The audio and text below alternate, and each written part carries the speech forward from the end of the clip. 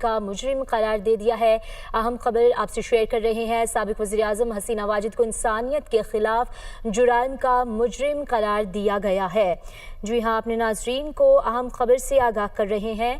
بنگلہ دیش کی عدالت نے سابق وزیر اعظم حسینہ واجد کو انسانیت کے خلاف جرائم کا مجرم قرار دے دیا۔ اہم خبر سے اپنے ناظرین کو آگاہ کریں گے۔ بنگلہ دیش کی عدالت نے سابق وزیر اعظم حسینہ واجد کو انسانیت کے خلاف جرائم کا مجرم قرار دے دیا۔ بنگلہ دیش کی عدالت نے سابق وزیر اعظم حسینہ واجد کو انسانیت کے خلاف جرائم کا مجرم قرار دے دیا ہے۔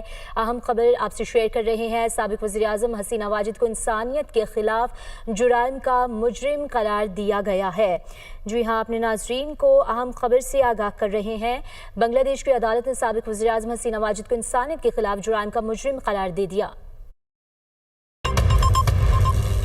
اہم خبر سے اپنے ناظرین کو آگاہ کریں گے۔ بنگلہ دیش کی عدالت نے سابق وزیر اعظم حسینہ واجد کو انسانیت کے خلاف جرائم کا مجرم قرار دے دیا۔ بنگلہ دیش کی عدالت نے سابق وزیر اعظم حسینہ واجد کو انسانیت کے خلاف جرائم کا مجرم قرار دے دیا ہے۔ اہم خبر آپ سے شیئر کر رہے ہیں۔ سابق وزیر اعظم حسینہ واجد کو انسانیت کے خلاف جرائم کا مجرم قرار دیا گیا ہے۔ جی ہاں، اپنے ناظرین